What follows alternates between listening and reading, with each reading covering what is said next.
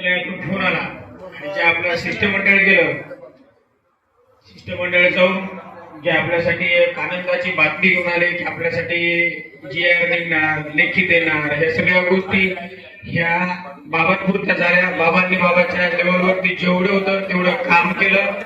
आणि यानंतरची भूमिका मी एक प्रशिक्षणार्थी म्हणून घेतो की बाबा तुम्ही जे आमच्यासाठी आतापर्यंत जे केलं, तुम्ही जे आम्हाला वारंवार म्हणता की आपल्याला आझाद मैदानावरती जायचं का, आझाद मैदानावरती जायचं का, आम्ही आझाद मैदान त्या तारखेला सोडलेलं आहे 4 तारखेला, ज्या दिवशी आम्हाला आझाद मैदानावरती बेघर करून सोडून गेले होते, अनाथ म्हणून सोडून गेले होते, त्या दिवशी आम्ही तुमचा सहारा घेतलेला आहे. आणि तुम्ही आम्ही तुमच्यावर डोळे बंद करून विश्वास केलेला आहे. शेवटचा विश्वास आम्ही 2 वेळेस काही लोकांवर विश्वास केलेला आहे, शेवटचा 3रा वेळेस तुमच्यावर करू. आणि तुम्ही जो निर्णय घेसाल तो आम्हाला मान्य राहील. एक वेळेस आम्हाला खड्ड्यात घाला, काय घालायचं ते घाला, पण 100% तुमचा विश्वास आहे आमचा, तुम्ही आम्हाला न्याय मिळवून देसालच.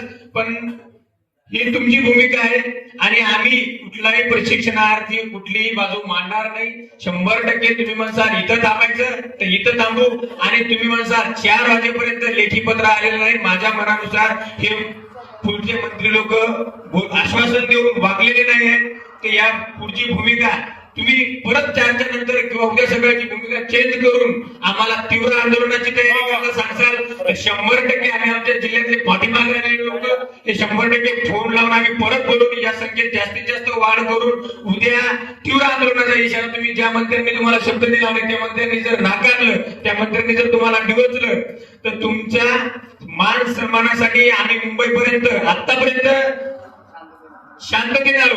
इथून पुढची भूमिका बाबा तुम्ही म्हणसाल त्या भूमिकेत आम्ही जायला तयार आहे. तुम्ही आतापर्यंत जे आम्हाला एवढं सहकार्य केलं हे कुठल्याच मंत्र्याने किंवा कुठल्याच आमच्या म्हणजे जे आमच्यापर्यंत पहिले नेतृत्व केलं त्या लोकांनी आमच्यासाठी एवढं काही केलेलं नाहीये जेवढं तुम्ही केलं. आणि आमचा शेवटचा विश्वास म्हणजे तुकाराम बाबा आहे आणि तुकाराम बाबाच आमचा शेवटचा विश्वास राहणार आहे आणि इथंच आम्हाला न्याय मिळणार ही मी 100% आशा करतो. आणि आम्ही जोपर्यंत GR मिळणार नाही तोपर्यंत तुम्ही इथंच नाही तर तुम्ही मुंबईला जर पैदल म्हणले तरी चालू आणि इथं 8 दिवस जरी मुक्कामी राहा म्हणले तरी 100% मुक्कामी राहू. या ठिकाणी GR जो आहे तो ह्याच ठिकाणी भेटणार आणि इथंच कागद लिखी जे पण काय असेल ते इथंच भेटणार. त्या पद्धतीची फिल्डिंग या ठिकाणी लावलेली आहे. आता निवांत झोपा, तुम्हाला कोणी डिस्टर्ब करणार नाही. आंघोळ करा.